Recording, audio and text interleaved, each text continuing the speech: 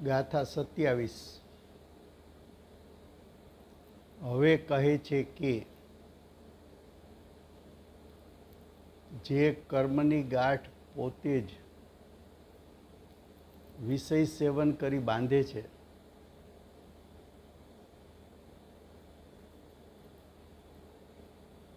તેને સત્પુરુષો તપશ્ચરણ કરી પોતે જ કાપે છે. શું કહ્યું? જો જીવના પરિણામથી કર્મનું બંધન થતું હોય તો જીવના પરિણામથી જ કર્મથી છૂટવાપણું થવું જોઈએ. અજ્ઞાન દશામાં જીવ પોતાની સત્તામાં રહીને મોહ રાગ દ્વેષ રૂપે પરિણમે તો મોહ રાગ દ્વેષનું નિમિત્ત પામીને કર્મની ગાંઠ બંધાય છે. અજ્ઞાન અવસ્થામાં જીવ પાંચ ઇન્દ્રિયના વિષયોના ભોગવટાનો ભાવ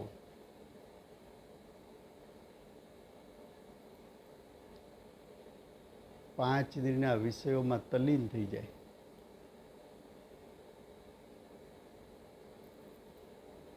ગરમીમાંથી એર કન્ડિશનમાં આવે તેને એમ થાય કે હાસ ક્યાંક શાંતિ વળી. એર કન્ડિશનની શીતળતા સ્પર્શેન્દ્રિયનો વિષય.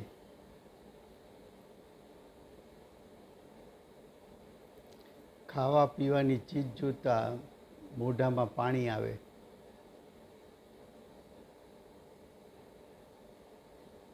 બહારથી આવ્યો હોય ને કડકડતી ભૂખ લાગી હોય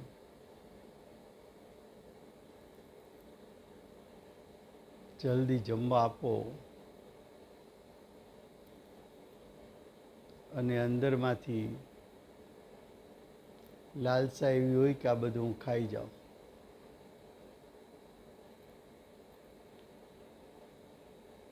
ખાતી પીતી વખતે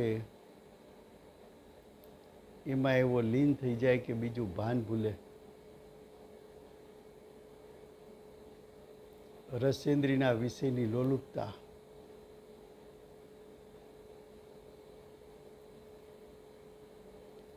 કર્ણેન્દ્રિયના વિષયો સુર સંગીત આદિ ગમતું હોય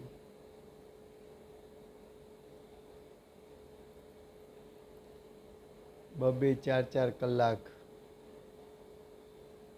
દિવસમાં સુર સંગીત માટે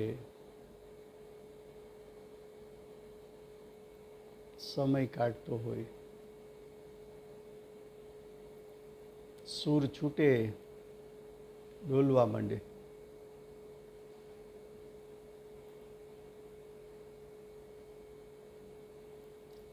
કુદરતી દ્રશ્યો જોવામાં તલ્લીન થઈ જાય.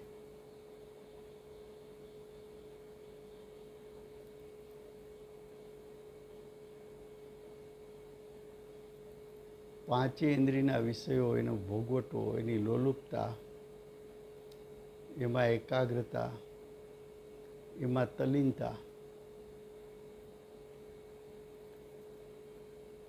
એ ભોગવટાના ભાવ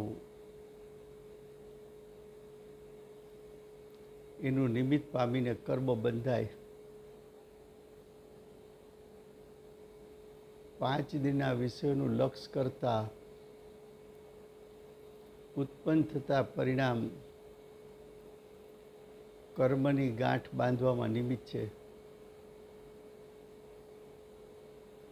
એ ભોગવટાનો અશુદ્ધ ભાવ જીવની સત્તામાં ઉત્પન્ન થયો છે.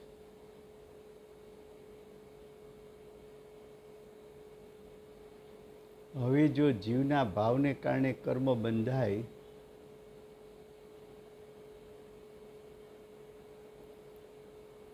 જો પરના લક્ષ્ય કર્મ બંધાય તો સ્વના લક્ષ્ય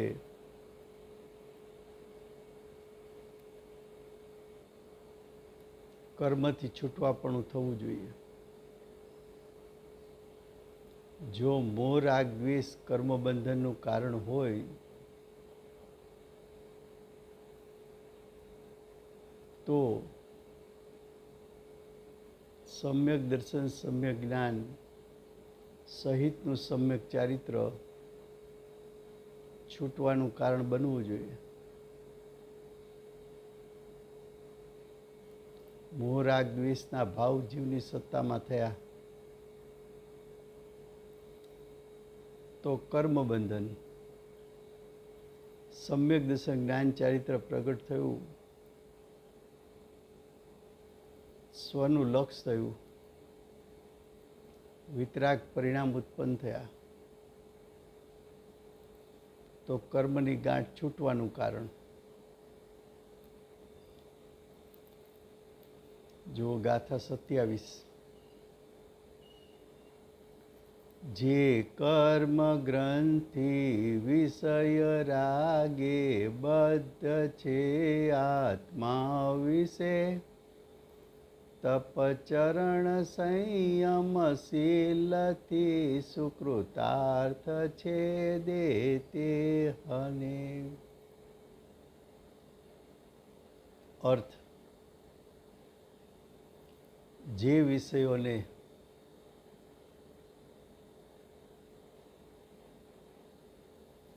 રંગ રાગ કરી એટલે કે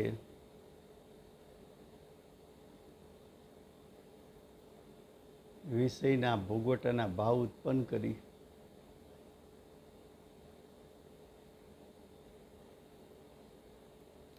ભોગવટાના ભાવ ઉલ્લાસ સાથે કરે, એ ભાવમાં ઠીકપણું માને, એ ભાવ કરવા જેવા લાગે, એ ભાવનો કર્તા બને,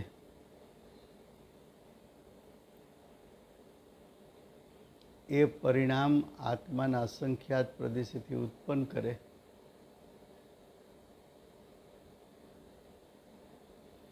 એ પરિણામનું નિમિત્ત પામીને કારમણ વર્ગના કર્મ રૂપે પરિણમે.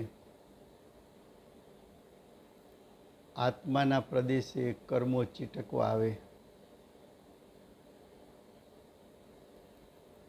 કર્મો આત્માના પ્રદેશે બંધાય અને સત્તામાં પડેલા કર્મ એની શક્તિને વધારે.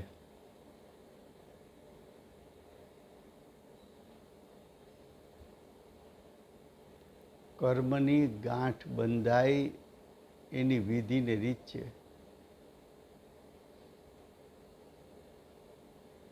જીવ અજ્ઞાન દશામાં સ્વપરનો વિવેક ગુમાવે એટલે અજ્ઞાન ઉત્પન્ન થાય. અજ્ઞાનના કાળે ભોગવટા પ્રધાની જીવ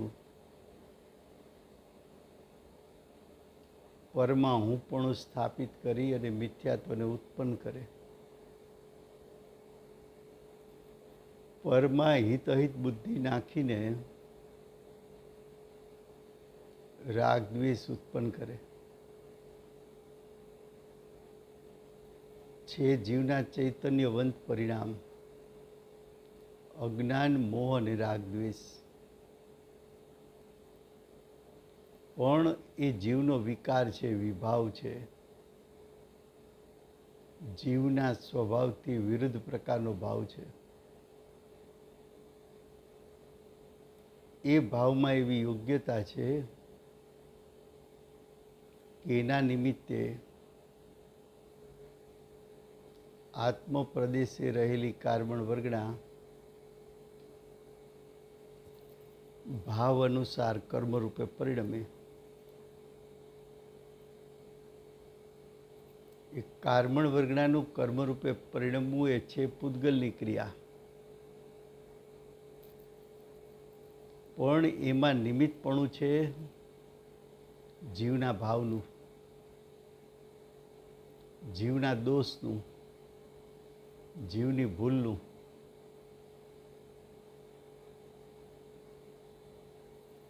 એ ભૂલને નિમિત્ત બનાવીને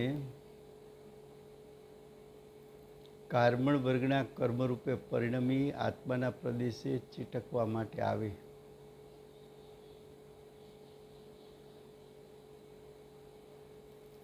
મોહ રાગ દ્વેષના જીવના પરિણામ ચિકાસવાળા હોવાથી, સ્નિગ્ધ હોવાથી, અરૂપી ચિકાસવાળા હોવાથી આવેલા કર્મો એની સાથે ચીટકે.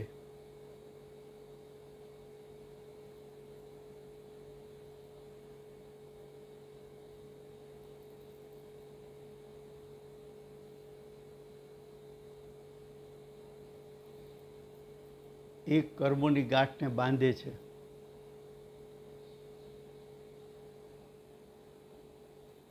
જેમ લૌકિકમાં દોરાની ગાંઠ બાંધે પછી એ ગાંઠને છોડવી હોય તો બાંધવાની પ્રક્રિયા કરતાં ઉલટી પ્રક્રિયા કરવી પડે. એમ જીવ ભોગવટા પ્રધાની થયો, વિષયો પ્રત્યે લક્ષ કર્યું, લક્ષ કરીને અજ્ઞાન મોરાગ દ્વેષ ઉત્પન્ન કર્યા. તો પરના લક્ષે અજ્ઞાન મોરાગ દ્વેષ ઉત્પન્ન થયા તો સ્વના લક્ષે સમ્યક જ્ઞાન, સમ્યક દર્શન, સમ્યક ચારિત્ર પ્રગટ થવું જોઈએ.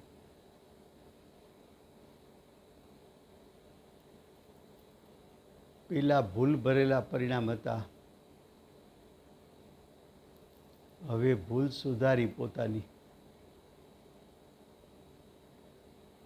વિષય કસાય પ્રત્યે ઉદાસીન થયો, વૈરાગવંત થયો,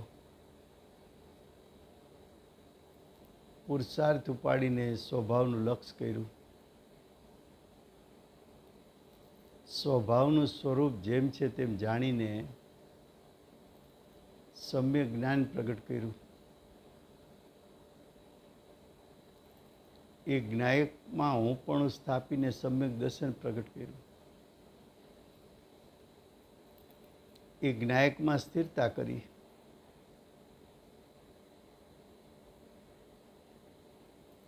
એવા જીવના મોક્ષ માર્ગરૂપના પરિણામ એનું નિમિત્ત પામીને સત્તામાં પડેલી કર્મની ગાંઠ ગળી જાય છે. કર્મો ખરી પડે છે, નિજરી જાય છે. કર્મોની તાકાતહીન થાય છે. કર્મો શક્તિ વિહોણા થાય છે. કર્મોની ફળ આપવાની તાકાત ઘટી જાય છે.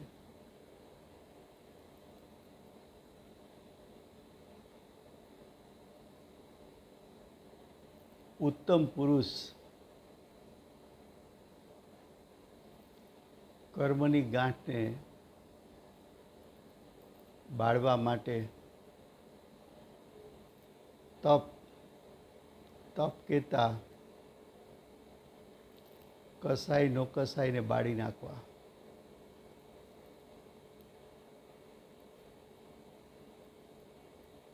કસાય નો કસાય બળતા વિતરાગતા પ્રગટતા, વિતરાગતાના નિમિત્તે સત્તામાં પડેલા કર્મના અનુભાગ રસ અને સ્થિતિ ઘટી જાય છે. સંયમ કહેતા 13 પ્રકારનું ચારિત્ર, 5 મહાવ્રત, 5 સમિતિ, 3 ગુપ્તિનું પાલન થતાં પાપ ભાવ છૂટે છે. 13 પ્રકારના ચારિત્રના શુભ ભાવ પણ છૂટે છે.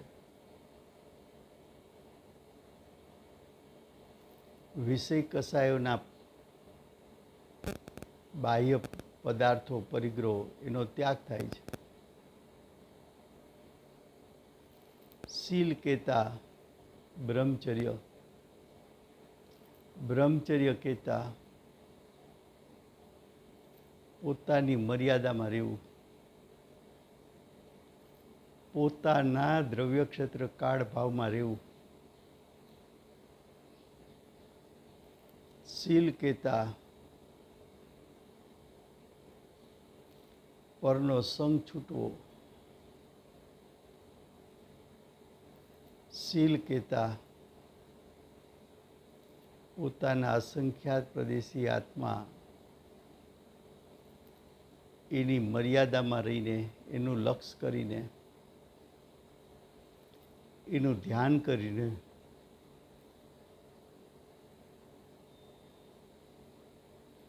સ્વનું ધ્યાન કરતા પરનો સંગ છૂટે અને બાહ્યમાં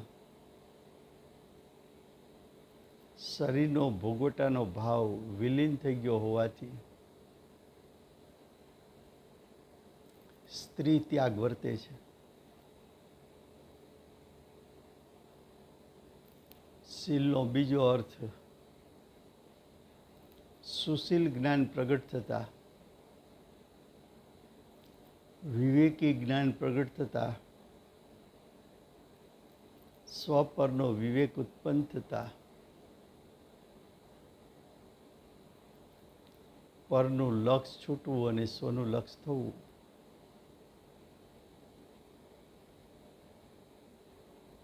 એવા સુશીલ જ્ઞાન દ્વારા પ્રાપ્ત જે ગુણો, એટલે કે પ્રાપ્ત જે શુદ્ધતા,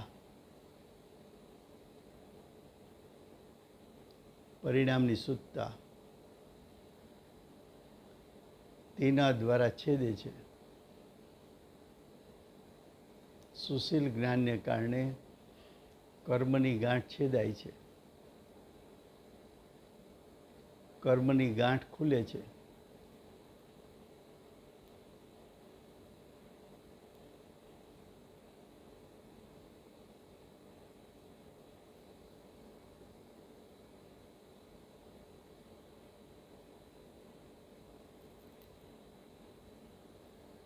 ભાવાર્થ: જે કોઈ સ્વયં ગાંઠ બાંધે તેને ખોલવાનું વિધાન પોતે જ જાણે. અજ્ઞાની અજ્ઞાન રૂપે પરિણમે એ પણ એની સ્વતંત્રતા છે. અજ્ઞાની મોહરાગ દ્વેષ રૂપે પરિણમે એ પણ એની સ્વતંત્રતા છે.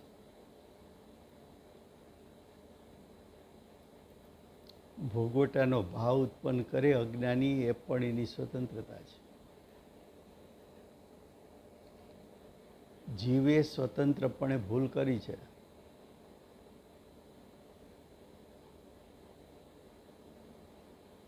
હવે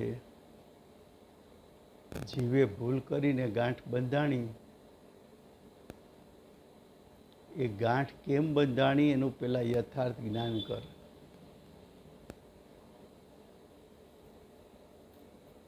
ગાંઠ બંધવામાં કારણ તારા પોતાના પરિણામ છે કે પર છે? તો કે તારા પોતાના પરિણામ છે. એ તારા સ્વતંત્ર પરિણામ છે. એ વિકારી પરિણામ છે. પરના લક્ષ્ય પ્રગટ થયા, પણ પરનું લક્ષ કરવા તું પોતે હોંશે હોંશે ગયો હતો, અવળો પુરુષાર્થ કર્યો હતો.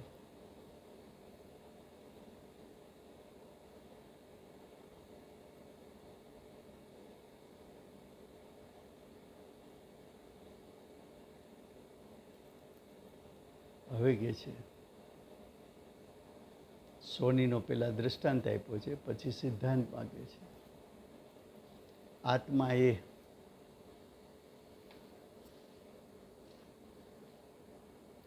પોતે જ રાગાદિક ભાવોથી કર્મની ગાંઠ બાંધી છે. જો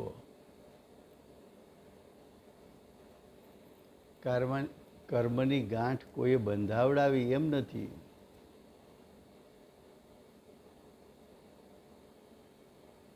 રાગાદી ભાવ બનશે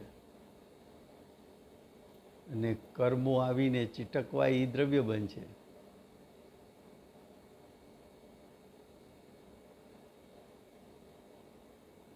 બંને પરસ્પર બંધાણા એ ઉભય બનશે. હવે કર્મની ગાંઠ ખોલવી હોય તો શું કરવું?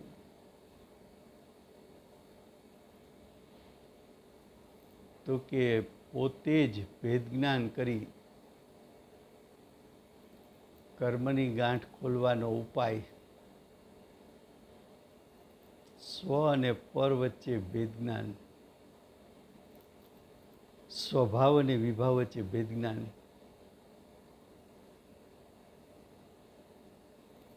એ ભેદ જ્ઞાન કરી જીવ અને કર્મ વચ્ચેની સાંજને ઓળખી તપ, સંયમ અને શીલ પ્રગટ કરી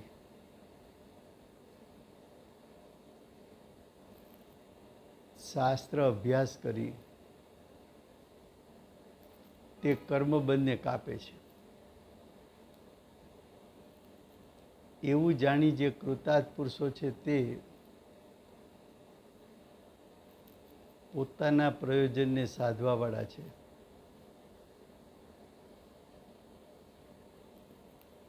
તેઓ આ શીલ ગુણને અંગીકાર કરી આત્માને કર્મથી ભિન્ન કરે છે.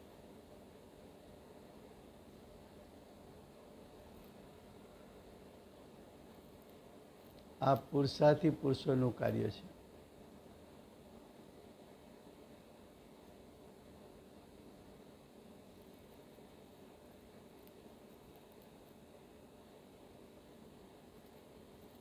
સમય થયો છે.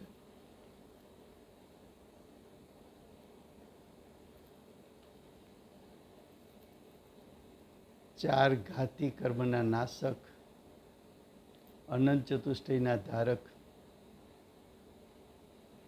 શ્રી સિમંદર ભગવાનનો જય હો. કડીકાળ સર્વજ્ઞ શ્રી કુંકુંદાચાર્ય દેવનો જય હો.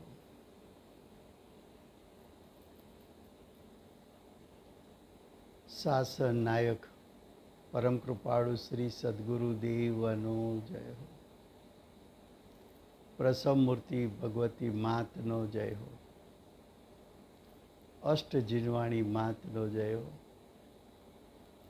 પરમ દિગંબર જૈન ધર્મનો